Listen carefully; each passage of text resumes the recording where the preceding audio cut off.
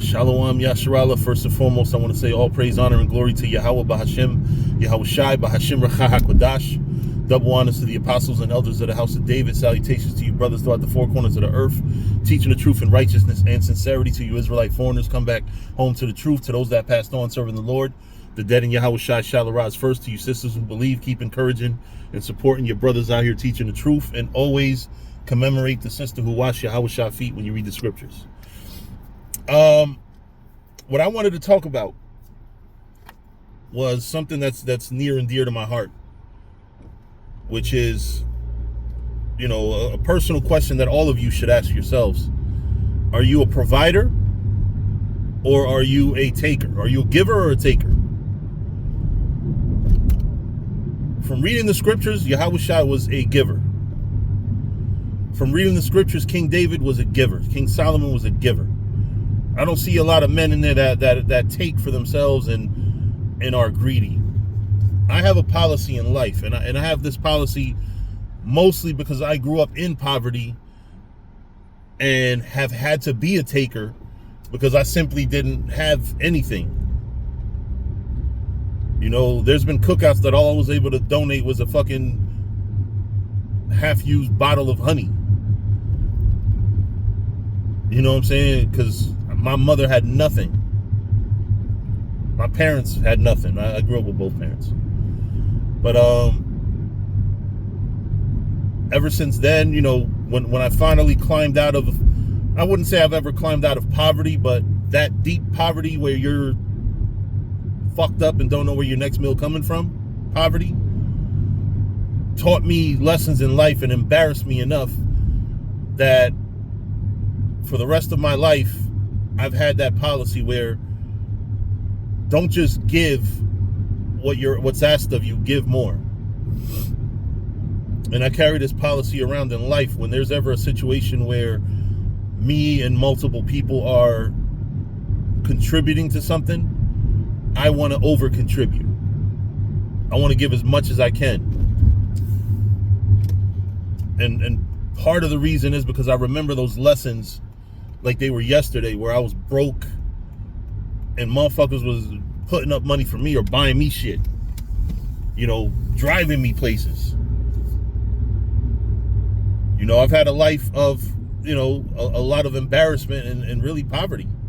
So growing up like that, I have a mentality that if you don't give more than you receive, you're a fucking freeloader. And that's not really true. If you give as much as you receive, you're fine. But my mental, in my mind, unless I'm providing more than what I've been given. So I'm gonna give a perfect example. I went to a cookout recently, and I was like, "What y'all need?" Because I was the last one to the cookout. This was after camp one day. He was like, "Oh, just a bag of ice and whatever you're gonna, if you want anything on the grill that we don't already have." So this group of friends knows me. I don't know why it's still a surprise to them. When I show up with a bottle of liquor,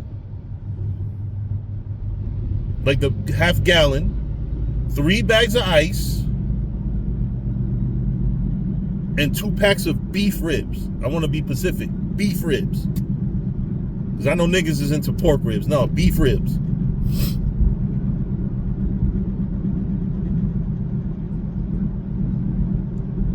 So, and when I walked out of there, I did take a to-go plate was forced upon me by my friends because they had Ambassador's fried chicken, that we call that crack chicken out here in Jersey, and beef ribs. And I only took a couple because I didn't come to mooch. I came to provide. I came to give. You know what I mean? I left a bottle of liquor there, even though my friend was like, "Nah, take it with you." I was like, "Nah," because the house we was at was one of my close friends, his sister's house, and the cookout was only 4 of us. It was me, her. Oh well, his mom, 2 of his mom friends, his sister and his sister's husband, and me. You know what I'm saying? I didn't come there to mooch off of them. And I think that that's kind of what he wants at this point. Oh, what I was going to say about the bottle of liquor was nobody in the house drink like that. So the only liquor that gets drank in that house is from guests. So I was like, nah, then leave it there. They'll entertain somebody that drink Tito's. You know, but in life, you should look to give more than you receive. You know, I received this truth from men that I believe are great men. But they gave me lessons that I'm taking with me to this day, Lord willing. You know, that I'm providing. You know, hopefully as good as they did. Well, really, hopefully better, but y'all know my spirit. I don't think I'm better than anybody here. You know, but when you come into this truth, you don't come into this truth to take. Even when it's Israelite brothers gatherings and somebody says, all right, so everything is going to cost this much. You know, so dividing it up among, say, 15 brothers, this is how much. I try to give more than what the hell is asked of me. Because somewhere in that gathering, there's a brother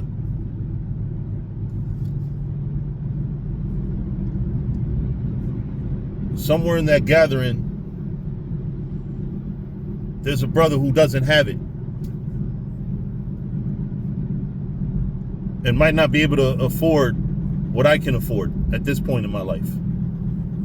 Somewhere in that gathering, there might be a brother who makes good money but just had a bad week. Or we all give what we can, and we just have more drinks, more to eat, you know what I'm saying? More whatever. More bells and whistles. Better plates, you know what I mean? But in life, my policy, if somebody was to ask me what's my life goal, outside of the truth, of course, my life goal is to leave this earth having given more than I've received. Like if somebody said, what do you want your legacy to be like? I want my legacy to be that. I don't give a fuck if people say I was angry, I was mean, I was, you know, whatever you're gonna say about me bad. But the one thing that I want everybody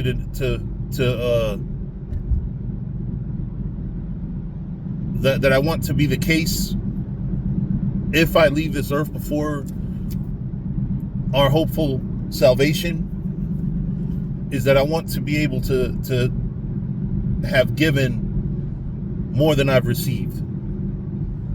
And that's the way you should be in this world. Most people in this world are trying to take. Most people in this world are trying to help just themselves and not help others. You know, my goal is always to help. Now, I don't want to screw myself up helping others, because that's one thing that happens too in this world. I love helping people, but I don't like when people start abusing. You know, if you borrow money from me, pay it the fuck back right away, as soon as you fucking can. And if you can't, communicate with me. You know, that's, people don't live by these rules. You know, you have to live by rules. You know, the scripture is the main rules. But there are things that the scriptures don't actually say, or don't say in that way, that people should understand. You know, but the goal in my estimation, when I read the scriptures and I see King Solomon, King David, Yahushai, you know, when I see any great man in the scripture, those were men that gave more than they received. You know, those were men that shared. Those weren't men that heaped everything unto themselves. Now, King Solomon, he had a great kingdom. You know, a lot of riches and things, but he took care of the people. You know, he solved people's problems. You know, you want to have power and all that shit. We talk about how great kings we're going to be, and how much authority we're going to have, but let's also consider we're also going to be the ones that people look to solve their problems.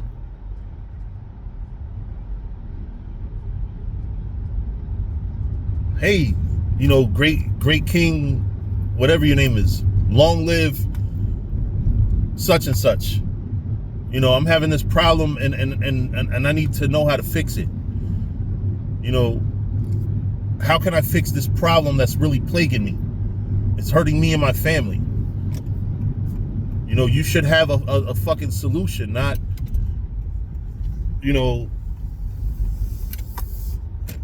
not just be like, oh, I don't know. Because then what the fuck are you king for? King of what? King for what? King Solomon solved people problems. Oh, this is my baby. No, that's my baby. All right, we're going to cut the baby in half and y'all each get a half. Oh, no, let her have the baby. See? Problem solving.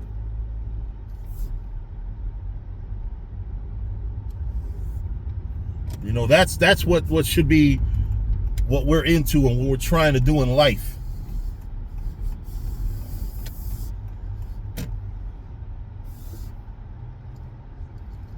That's what we're supposed to be doing. Not fucking taking and oh yeah, this is for us. This is for me. That's why I don't complain. Like, I've been in situations where people or brothers complain about having to contribute.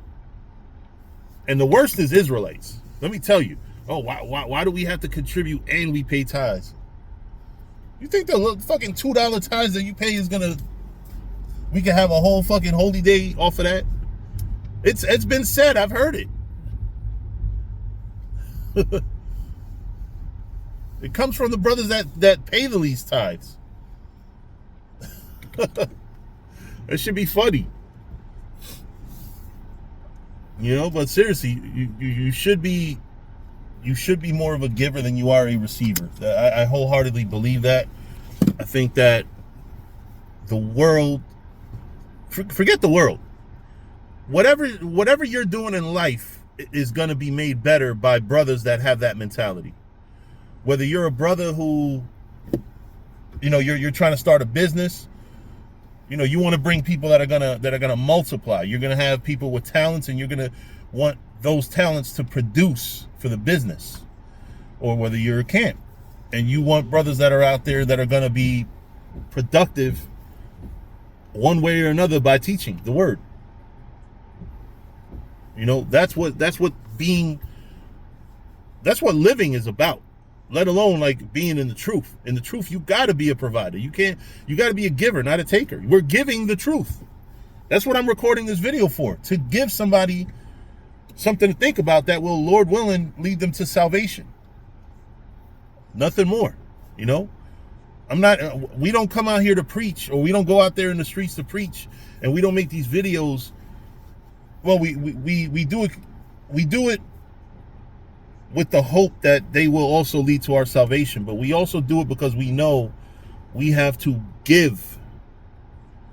We have to give. Our duty is to give. You don't realize what it took to get you in the truth. You don't realize how many brothers had to, in my case, I have to thank like 20 brothers for me being even coming into the truth, let alone the brothers that have helped bring me up along the way. Aside from the Church of Israel in 1999, 2000,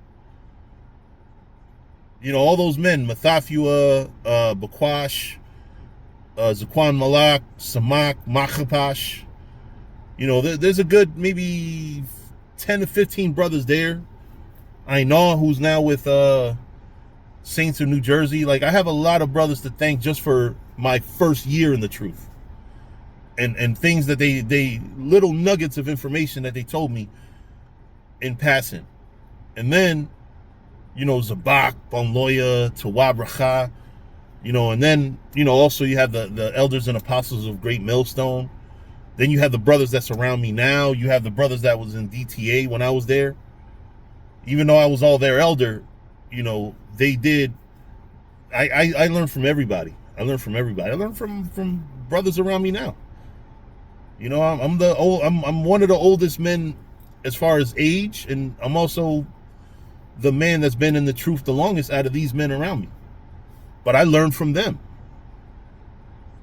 So you have to be a giver more than you are a receiver. I receive information, knowledge, and things, but I have to provide now because somebody's provided for me. It was many times when I was when I was a young man, poor, and didn't have anything to contribute to a cookout and was still invited. Or a gathering. Hey, bro, I can't make it, bro. I ain't got it. I ain't got nothing to contribute. Man, come through anyway. If you feel thankful for people like that, then you pay it forward. You go and say, hey, you know what? Let me go. Now that I'm on my feet, now I'm doing well. Hey, let me buy extra whatever, water. Buy extra, what if you're invited to a cookout now that you're on your feet, give more than you plan on eating. Because otherwise, if everybody has the I'm going to take more than I give, what's going to happen is the food and drinks are going to run the fuck out before they should. And I'm just using an example as a microcosm of the way life and the truth should work for brothers. Brothers should give more than they receive. How can I be instrumental? How can I spread this truth out more? That's what it's really about in life. But anyway, with that, I'm going to say shalom.